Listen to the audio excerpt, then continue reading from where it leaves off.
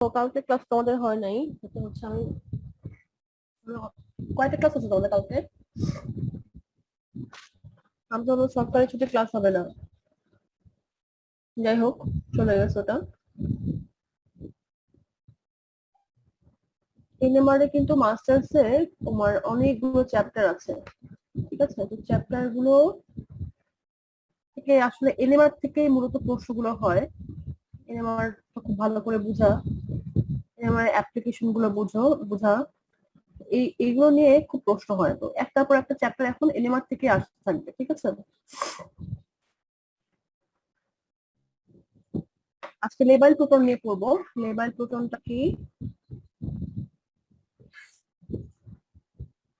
লেবাইল proton তো আমরা জানি যে অ্যাসিডিক যে প্রোটন গুলো আছে, যেসব প্রোটন ফাংশনাল গ্রুপে অ্যাসিডিক প্রোটন যুক্ত থাকে, এক্সচেঞ্জ করতে পারে একে অপরের সাথে, অথবা সলভেন্টের সাথে, অথবা ইম্পিউরিটিস থাকে। হ্যাঁ, কিছু ইম্পিউরিটিস, যেমন ধরো তোমার একটা কম্পাউন্ড তৈরি করেছো, তৈরি করার পরে কিছু solvent, acidic solvent, basic solvent রয়ে গেছে, তো ওই সলভেন্টের প্রোটনের সাথে এক্সচেঞ্জ হতে পারে, ঠিক আছে?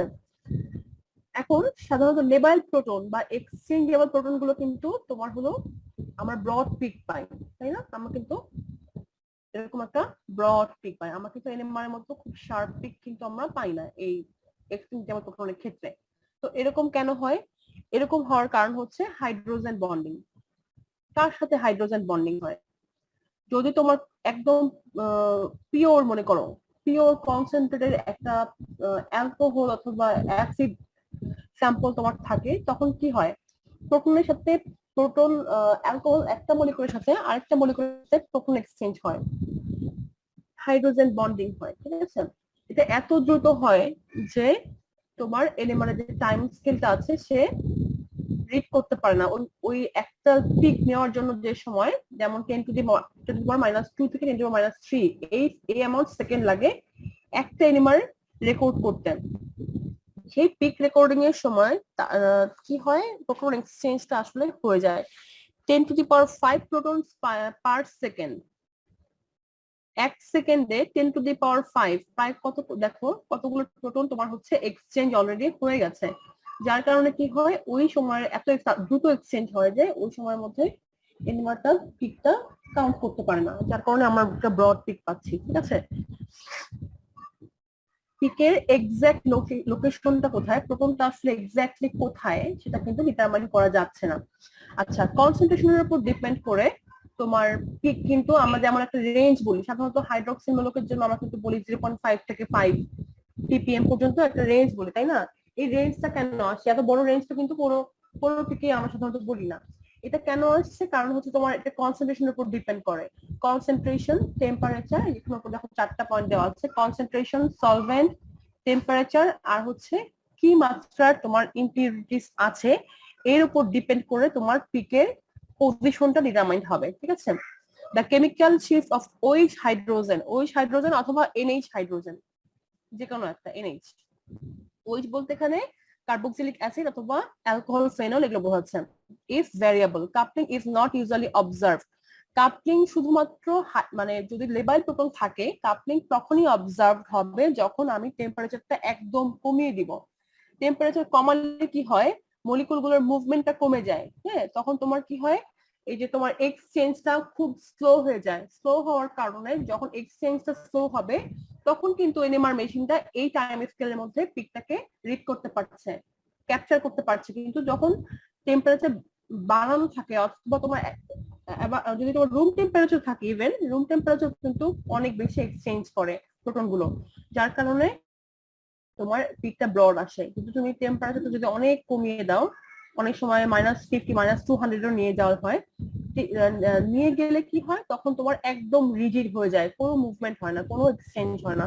তখন এক্স্যাক্টলি আমরা একটা ওইচ এর কার্বক্সিলিক অ্যাসিডের অথবা এনএইচ এর একটা এক্সাক্ট পিক পাই। তখনও কিন্তু আমরা কাপলিংটাও শো করতে পারি, যেহেতু মনে করো যে ওই যে পজিশনটা ওইচ এখানেই আছে, এখানে যদি তোমার আরেক জায়গায় যদি CH2 থাকে, যদি ওই যে হাইড্রোজেনটা এখানে স্থির থাকতে পারে, তখন কি হয়, স্থির থাকলে তখন এর সাথে এর কাপলিংটা সেন্স করতে পারে, ওই সুযোগটা পায়। সুযোগটা পাওয়ার কারণে কি হয়, তখন এই OH তখন আর ব্রড পিক না দিয়ে একটা কি দিবে, ট্রিপলেট ট্রিপলেট কিন্তু দিবে, ঠিক আছে, ট্রিপলেট দিবে।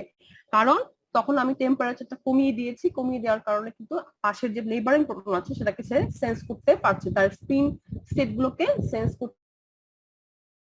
তাহলে দেখো আমার পজিশন কি হবে, একটা লেবাইল প্রোটনের পজিশন কোথায় হবে, এবং তোমার হচ্ছে লেবাইল প্রোটনের কাপলিং আমি দেখবো কি দেখবো না, এটা ডিপেন্ড করছে কিসের উপরে, কনসেন্ট্রেশনের উপরে, সলভেন্টের উপরে, টেম্পারেচারের উপরে, অ্যাসিডিক কোন বেসিক ইম্পিউরিটিস আছে কিনা তার উপরে, ঠিক আছে।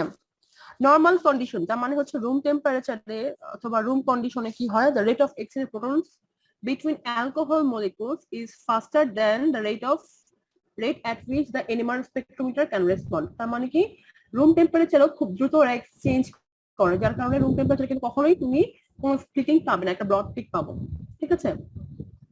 এই যে র্যাপিড এক্সচেঞ্জটা হয় এর কারণেই কিন্তু, র্যাপিড এক্সচেঞ্জ হওয়ার কারণে দেখো এই প্রোটন যখন মুভমেন্টটা করবে, দেখুন এইচ এর সাথে এইচ বি অনেক দ্রুত, যখন এইচ বি এই পজিশন, এইচ এর পজিশন চলে আসবে আর এইচ এটা এইচ বি পজিশনে চলে আসবে, এরকম যখন এক্সচেঞ্জ হবে তখন কিন্তু এই যে তোমার মিথিলিন মূলকটা আছে, সাপোজ এখানে মিথিলিন মূলক থাকে, তখন কি হবে এই প্রোটনের স্পিনটাকে কিন্তু ধরতে পারছে না, ধরতে না পারার কারণে কিন্তু কোনো স্প্লিটিংটাও কিন্তু আমরা শো করবে না।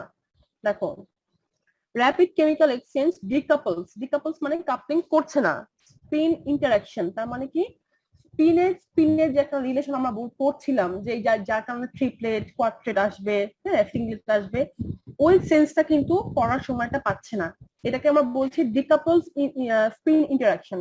স্পিন ইন্টারাকশন থাকলে কিন্তু কাপলিংটা হয়, যেভাবে স্পিন ইন্টারাকশন থাকছে না সেখানে ডিকাপলিং হয়ে যাচ্ছে। and the NMR spectrometer records only the time averaged environment। তার মানে কি এভারেজ একটা টাইম, আসলে তোমার প্রোটনটা এভারেজ টাইমে কোন পজিশনে থাকছে সেটা ডিটেক্ট করতে পারে, ঠিক আছে। আচ্ছা এখন যদি কনসেন্ট্রেটেড সলিউশন হয়, যেমন ধরো যদি কনসেন্ট্রেটেড সলিউশন হয়, কনসেন্ট্রেটেড সলিউশন মানে আমরা কি বুঝি, তার মানে আশেপাশে অ্যালকোহল, যদি সলিউশনটা নেই অ্যালকোহলের আশেপাশে অবশ্যই অ্যালকোহল মলিকুল গুলোই থাকবে, তাহলে কি হবে হাইড্রোজেন বন্ডিংটা অনেক বেশি হবে। হাইড্রোজেন বন্ডিং যত বেশি আমরা জানি যে প্রোটনটার ডিশেল্ডিং তত বেশি হয়, কারণ কি, কারণ তার যে ইলেকট্রনটা আছে সে কিন্তু অক্সিজেনের সাথে মোস্টলি শেয়ার করে ফেলে, শেয়ার করলে কি হয় হাইড্রোজেনের তোমার হচ্ছে আশেপাশে যে ইলেকট্রনিক এনভায়রনমেন্ট, ইলেকট্রনের ডেনসিটিটা অনেক কমে যায়, ডিশেল্ডেড হয়। যদি কনসেন্ট্রেটেড সলিউশন হয় তাহলে কিন্তু আমি 4 থেকে 5 এর মধ্যে পাবো।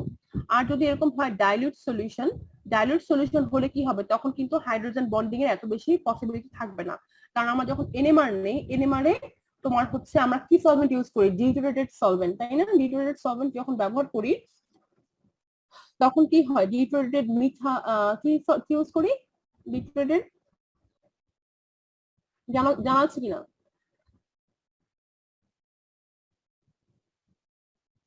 টেট্রামিথাইলসিলেন ইউজ করি না আমরা, টেট্রামিথাইলসিলেন ডিটোনেটেড টেট্রামিথাইলসিলেন ইউজ করি, তাই তো। তো সেক্ষেত্রেও কিন্তু তোমার হচ্ছে অথবা ডিটোনেটেড ক্লোরোফর্ম আমরা ইউজ করি, অথবা ডিটোনেটেড কি ইউজ করি, ডাইমিথাইল সালফোক্সাইড, এই ধরনের সলভেন্ট আমরা ব্যবহার করি। তো এই ধরনের সলভেন্ট কিন্তু নন প্রোটিক সলভেন্ট, ঠিক আছে।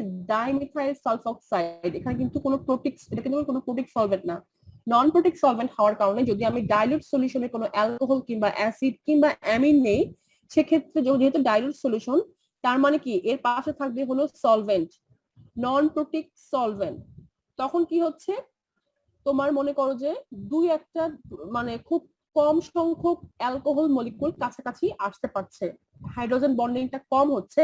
হাইড্রোজেন বন্ডিং কম হলে কি হবে, হাইড্রোজেনটা কিন্তু হাইড্রোজেনের যে ইলেকট্রন এনভায়রনমেন্ট আছে এটা কিন্তু শেয়ার করতে পারছে না, যেহেতু শেয়ার হাইড্রোজেন বন্ডিং হচ্ছে না ডাইলিউট সলিউশনে, এর কারণে কি হয়, এর কারণে সাধারণত ডাইলিউট সলিউশনে মানটা শিল্ডেড জোনে আসে, 0.5 থেকে 1 ppm এর মধ্যে আসে। তো তুমি যখন থিসিস স্টুডেন্ট, যখন থিসিস একটা স্টুডেন্ট যখন এনএমআর করতে দিবে, ইভেন তখনও কিন্তু তার স্যাম্পল সম্পর্কে আইডিয়া থাকতে হবে যে আমি আমার স্যাম্পলটাকে কতটুকু পিউরিফাই করতে পারছি। মনে করো প্রথম কেমিস্ট্রির প্রথম চ্যালেঞ্জটা কি, আমি একটা রিয়াকশন করে আমি পিওরলি একটা স্যাম্পল পেয়েছি, রিয়াকশনটা আমি করলাম, হ্যাঁ রিয়াকশনটা সাকসেসফুল, কত পার্সেন্ট সাকসেসফুল, তুমি কত পার্সেন্ট প্রোডাক্ট পেয়েছো, কতটুকু ইম্পিউরিটিস আছে।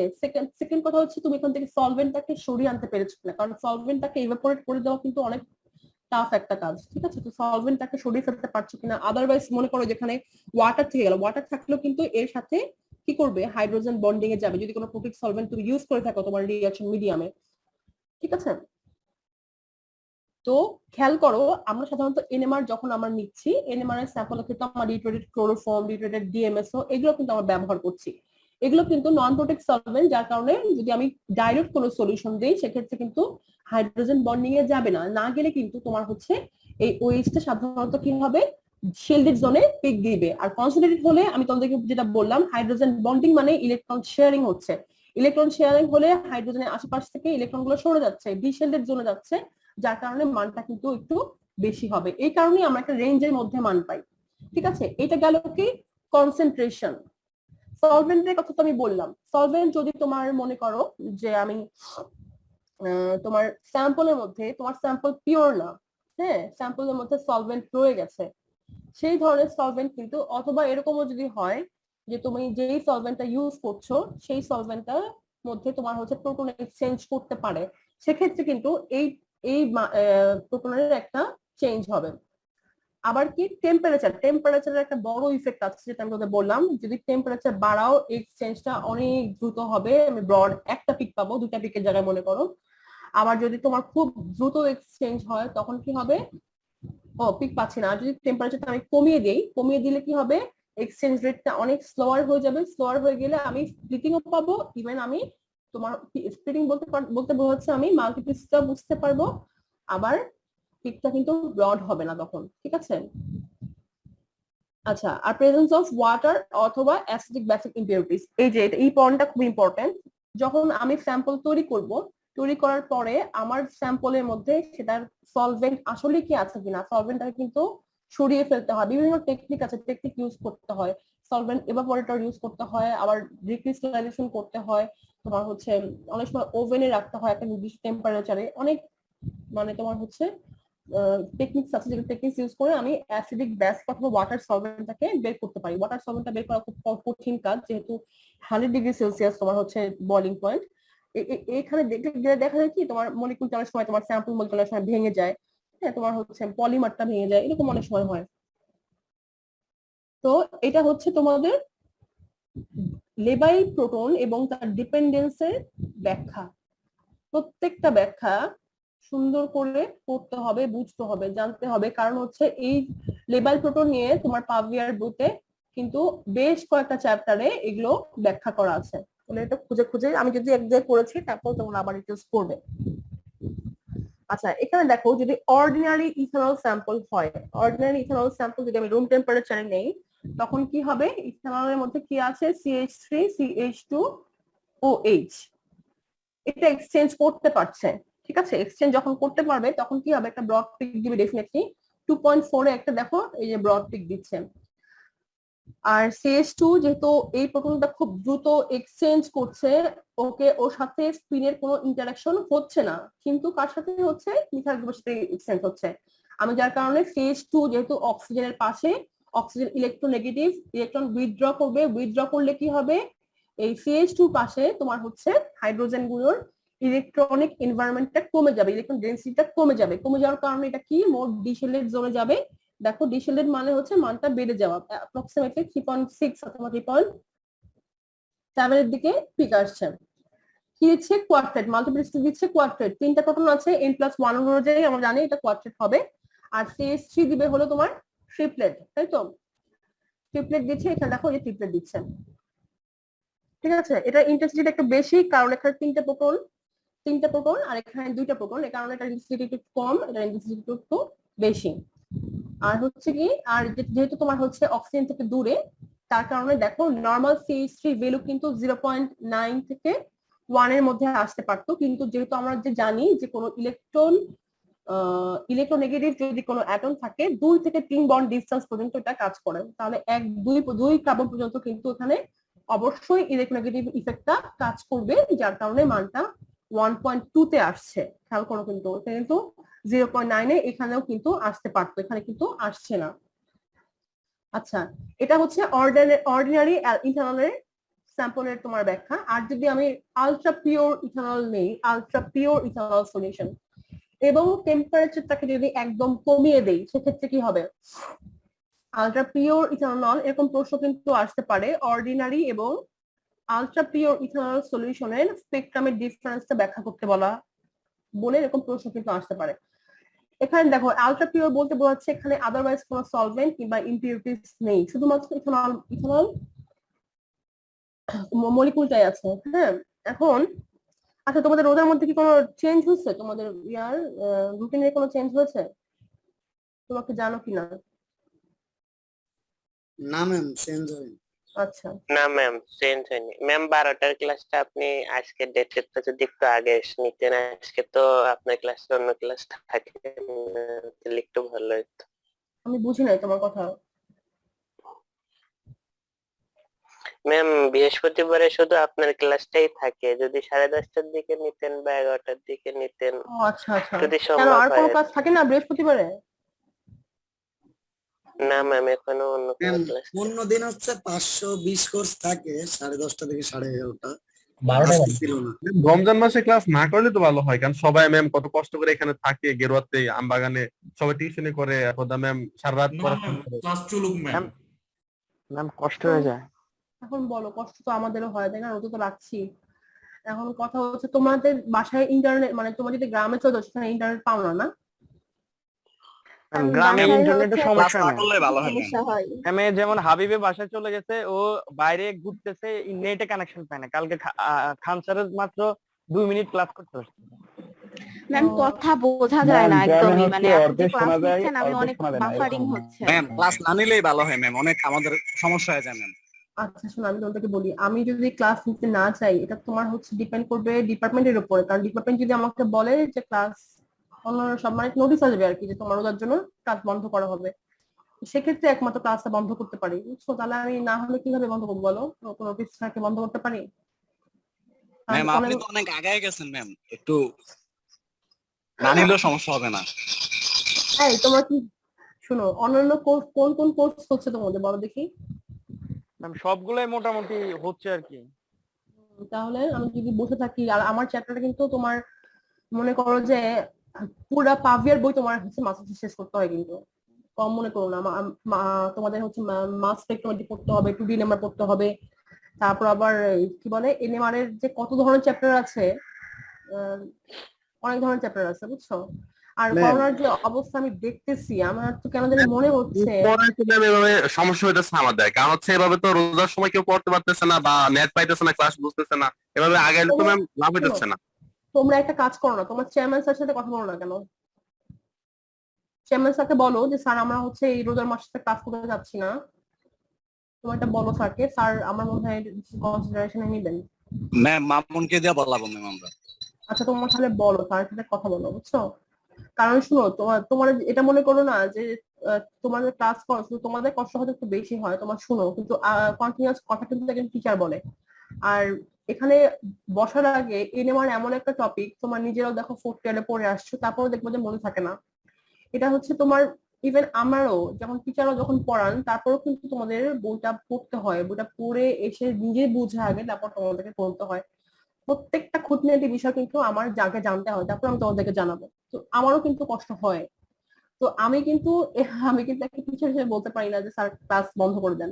তাদের স্টুডেন্ট তোমার যদি সমস্যা ফিল করো, তো তোমরা সেটা সিআর কে দিয়ে অথবা তোমরা সবাই মিলে জানাতে পারো যে স্যার আমাদের রমজানের মধ্যে ক্লাসটা বন্ধ রাখতে ভালো হয়, বুঝছো? এবারে তো শুধু রমজানের মধ্যে ক্লাস হচ্ছে, আর তো কখনো হয় নাই।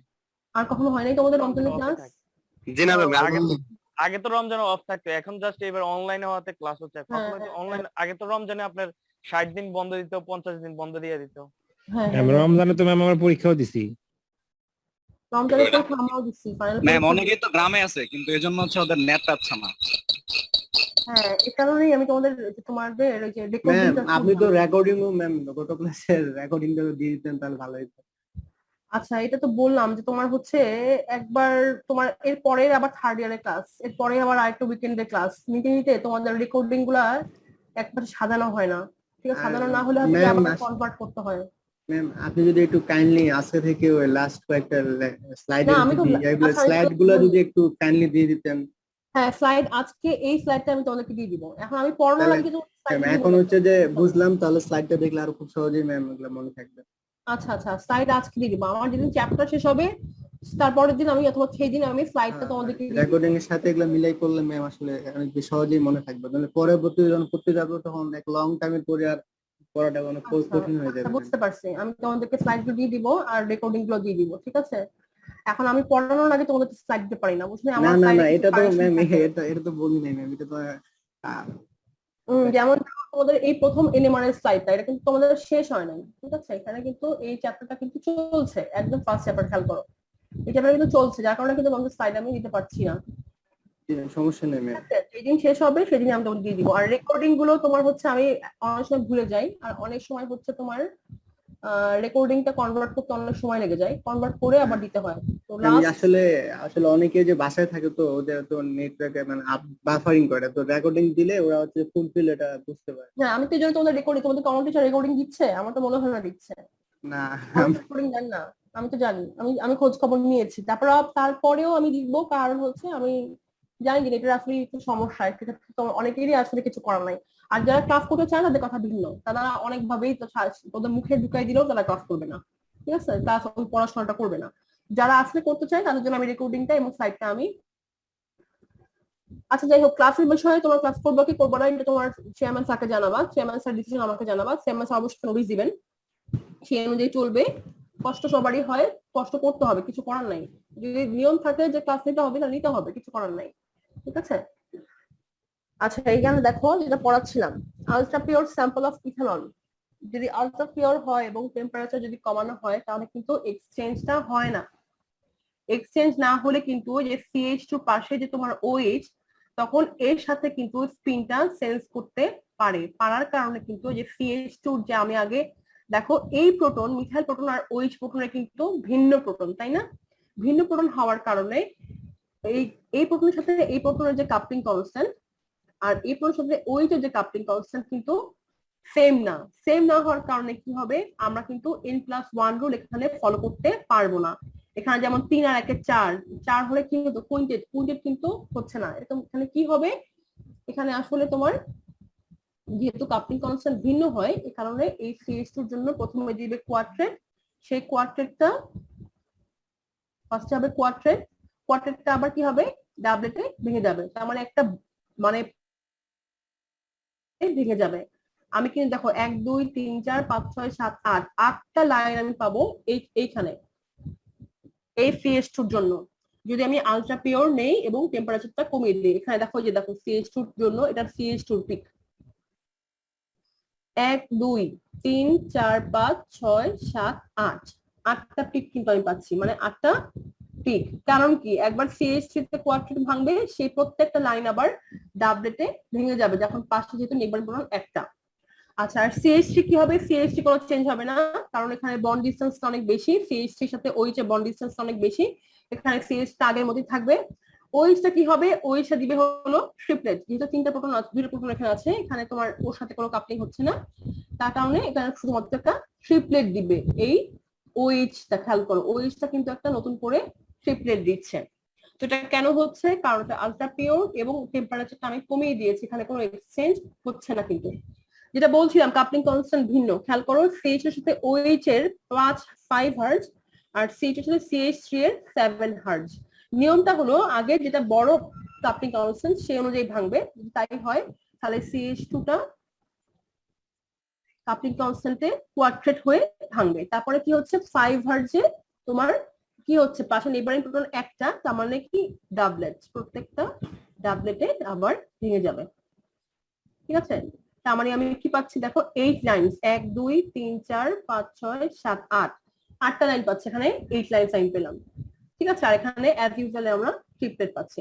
তো এরকম প্রশ্ন কিন্তু আসবে তোমাদের, কিন্তু এরকম ভেঙে দেখাতে হবে 5 হার্জ 7 হার্জ এক্স্যাক্টলি। তুমি দেখো যখন পিকটা আসবে 8 লাইন যেন হয়, এটা শুধু খেয়াল করবে, এই ইন্টেন্সিটিটা ফলো করার দরকার নাই, কারণ ইন্টেন্সিটিটা আমি পরে আসবো।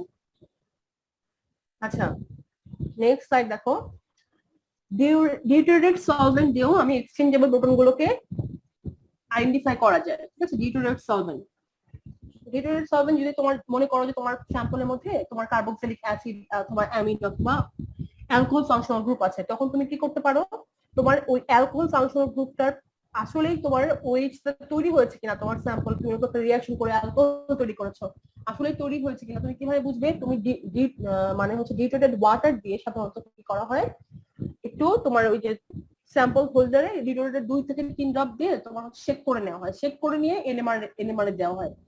তখন কি হয়, এই হাইড্রোজেনের সাথে ডিউটোরেটেড সলভেন্ট একটা এক্সচেঞ্জ করে, করলে কি হবে দেখো, কার্বক্সিল এই যে ওই যে জায়গায় ওডি চলে আসলো ডিটোরিয়াম, আর হচ্ছে কি তৈরি হলো, D2 ওর জায়গায় DOH, এটা তো ওয়াটার তাই তো, DOH তৈরি হচ্ছে। তাহলে নতুন করে আমি কি পাবো, নতুন করে আমি হচ্ছে যদি D2O দেই তাহলে DOH, এখানে যদি প্রোটন একটা রয়ে গেছে, এই DOH এর জন্য আমি একটা নতুন পিক পাবো, এবং প্রাইমারিলি যে তোমার OH পিকটা ছিল কার্বক্সিলিক অ্যাসিডের, সেই পিকটা কিন্তু এখন আর নাই। তার মানে কার্বক্সিলিক অ্যাসিডের জন্য যে হাইড্রোজেন ছিল সেটার জন্য আমি কোনো পিক পাচ্ছি না, শুধুমাত্র DOH এর জন্য নতুন পজিশনে নতুন কেমিক্যাল শিফটে আমি একটা ব্রড পিক পাবো। ঠিক আছে, এরকম করে কিন্তু আমি এক্সচেঞ্জ আমার প্রোটন আসলে আছে কিনা ডিটোরেটেড সলভেন্ট দিয়ে আমি এটা বের করতে পারি।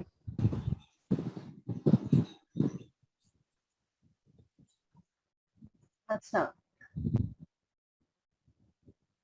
লাস্ট অপশনটা এক্সপ্লেইন, আচ্ছা কোন লাস্ট অপশনটা, একটু ওয়েট করো তোমরা, দাঁড়াও, কোন লাস্ট অপশনটা, এই যে প্রেজেন্স অফ ওয়াটার অথবা অ্যাসিডিক বেসিক ইম্পিউরিটিস, এইটা হলো তোমার হচ্ছে যদি মলিকুলের মধ্যে ওয়াটার থাকে তাহলে ওয়াটারের সাথে কিন্তু হাইড্রোজেন বন্ডিং হওয়া সম্ভব, তাই তো, অথবা যদি কোনো তোমার অ্যাসিডিক কোনো সলভেন্ট থেকে থাকে, ইম্পিউরিটিস বলতে বোঝাচ্ছে সলভেন্ট, অ্যাসিডিক কোনো সলভেন্ট যদি থাকে তাহলে কিন্তু সেই অ্যাসিডিক সলভেন্টের সাথেও কিন্তু একটা প্রোটন এক্সচেঞ্জ হতে পারে, অথবা বেসিক ইম্পিউরিটিস বেস যদি থাকে এর সাথে কিন্তু একটা হাইড্রোজেন বন্ডিং কিংবা প্রোটন এক্সচেঞ্জ কিন্তু হতে পারে, যার কারণে এলিমেন্টের পজিশনটা এই OH এর পজিশনটা ভিন্ন হবে, পজিশনটা চেঞ্জ হবে, এটা বলেছি। যদি ওয়াটার মলিকুল অ্যাসিড অথবা বেস থাকে সেক্ষেত্রে পজিশনটা চেঞ্জ হতে পারে। আচ্ছা, এটা একটা প্রশ্ন ছিল মেবি রত্নার, যে তোমার হচ্ছে লাস্ট এক্সপ্লেনটা একটু এক্সপ্লেন করা, এটা একটু বলে দিলাম। আচ্ছা, এখানে কি বলছিলাম, যদি ডিটোরেটেড ওয়াটার দিয়ে আমি শেক করে নেই, শেক করলে কি হবে, নতুন করে DOH এর একটা পিক পাবো আমি 2.38 এ, এটাও ব্রড পিক, যেহেতু D এর সাথে OH আছে এটাও এক্সচেঞ্জ করে, কারণ অনেকগুলো DOH মলিকুল তৈরি হয় যার সাথে একটা হাইড্রোজেন বন্ডিং হয়, আমি একটা ব্রড পিক পাই। ঠিক আছে, আর আগের যে পিকটা ছিল 2.2 ppm এ কার্বক্সিলিক অ্যাসিডের জন্য, এটা কার্বক্সিলিক অ্যাসিডের পিকটা, এই পিকটা কিন্তু তখন আর থাকবে না, 2.2 তে কোনো পিক থাকবে না, নতুন করে 2.38 কে একটা DOH এর জন্য আমি একটা পিক পাবো। ঠিক আছে, এটা হচ্ছে তোমার সেকেন্ড একটা তোমার অপশন, আমি টেম্পারেচার কমাতে পারি, আলট্রা পিওর আমি স্যাম্পল নিতে পারি, অথবা ডিটোরেটেড সলভেন্ট দিয়ে আমি এক্সচেঞ্জটাকে ডিফারেন্ট ভাবে দেখাতে পারি। ঠিক আছে, আচ্ছা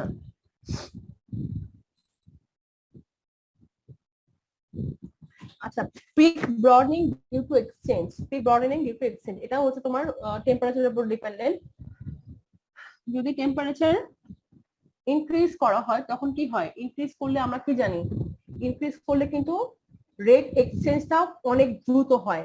ঠিক আছে, মনে করো দুই ধরনের প্রোটন আছে একটা মলিকুলের মধ্যে, যেমন আমরা যেটা বলি এক্সিয়াল অথবা ইকুইটোরিয়াল প্রোটন, সাইক্লোহেক্সানের মধ্যে এক্সিয়াল অথবা ইকুইটোরিয়াল প্রোটনকে যদি তুমি ডিফারেন্সিয়েট করতে চাও সেক্ষেত্রে আমি কিভাবে করব, সেক্ষেত্রে তুমি যদি টেম্পারেচারটাকে কমিয়ে দাও, কমিয়ে দিলে কি হবে, এই যে তোমার যে রোটেট করে না, রোটেশন যে হয় চেয়ার ফর্ম যে ফ্লিপটা করে, এই ফ্লিপিংটা তখন অফ হয়ে যাবে, অফ হয়ে গেলে কি হবে, অফ হয়ে গেলে কিন্তু প্রোটন এক্সিয়াল এবং ইকুইটোরিয়ালটাকে আমি রিজলভ করতে পারবো, তখন কিন্তু আমি দুইটা পিক পাচ্ছি। আর যদি টেম্পারেচার বাড়ায় তখন ইন্টারমিডিয়েট ট্রানজিশনাল স্টেট পায়, যে তোমার একটু দুইটা পিকের জায়গায় একটু ব্রড হয়, একটু ব্রড হয়, এরকম একটু ব্রডনিং দেখা যায়, কিন্তু তুমি যদি টেম্পারেচারটা একদম বাড়িয়ে দাও, টেম্পারেচার বাড়ালে তখন কি হবে, এই দুটো খুব দ্রুত কিন্তু তখন কি হবে, ফ্লিপ করবে, ফ্লিপ করলে কি হবে, তখন কোনটা এক্সিয়াল আর কোনটা ইকুইটোরিয়াল কিন্তু সেটা বোঝা যাচ্ছে না, তখন এটা একবার এক্সিয়াল, এটা ইকুইটোরিয়াল, এটা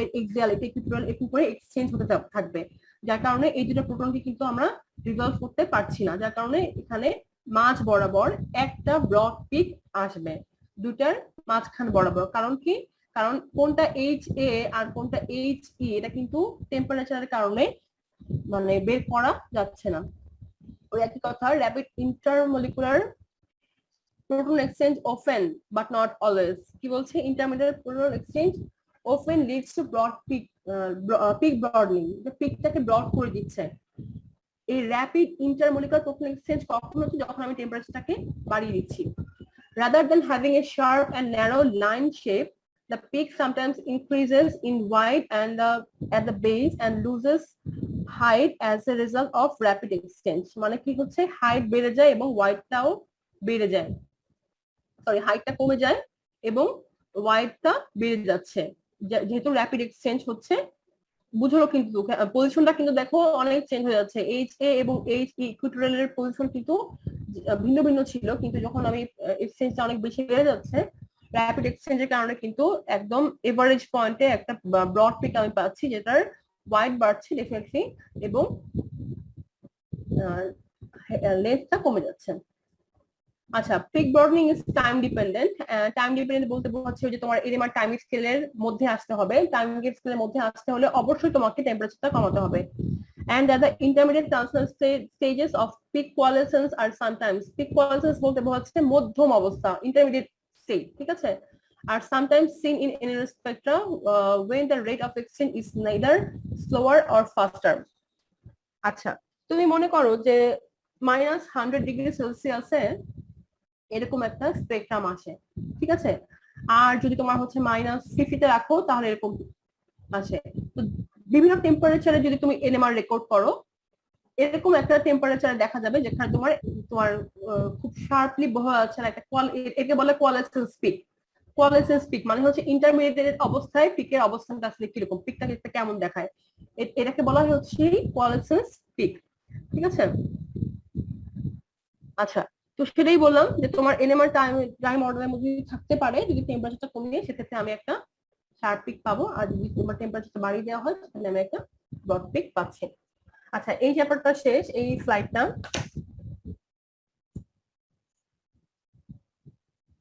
রেকর্ডিং সহ তোমাদের দিয়ে দেওয়া হবে রেকর্ডিং সহ তোমাদের স্লাইডগুলো আজকে শেয়ার করবো আমি একটু নেক্সট ইয়াতে চলে যাই চ্যাপ্টারে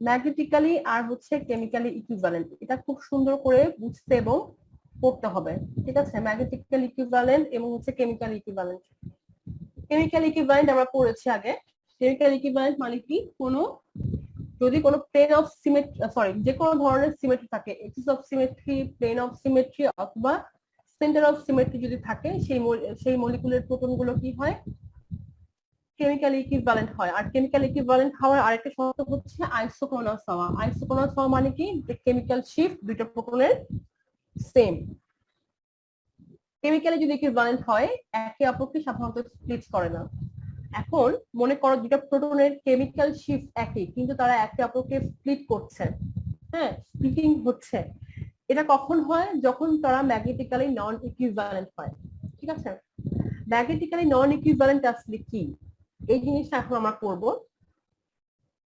দুইটা শর্ত আছে ম্যাগনেটিক্যালি ইকুইভ্যালেন্ট হওয়ার ঠিক আছে সেটা কি ছিল আমি তোমাদের একটা বলেছিলাম যে নেইবারিং সমস্ত প্রোটনের সাথে প্রত্যেকটা প্রোটনের তোমার হচ্ছে কাপলিং কনস্ট্যান্টটা সেম হতে হবে সেম জে ভ্যালু থাকতে হবে আর একটা কি আইসোক্রোনাস হতে হবে আইসোক্রোনাস মানে সেম কেমিক্যাল শিফট হয় যদি এরকম দুটো শর্ত মেনে চলে তাহলে আমরা বলবো ম্যাগনেটিক্যালি ইকুইভ্যালেন্ট এবং অবশ্যই ম্যাগনেটিক্যালি ইকুইভ্যালেন্ট হলে সাধারণত কেমিক্যালিও ইকুইভ্যালেন্ট হয় তোমরা তো সাইটটা দেখতে পাচ্ছ না জি ম্যাম দেখতে পাচ্ছি ম্যাম হ্যাঁ বলো ম্যাম আজকে এভাবে থাক ম্যাম ওই যে নামাজ পড়তে হবে ম্যাম রমজান মাস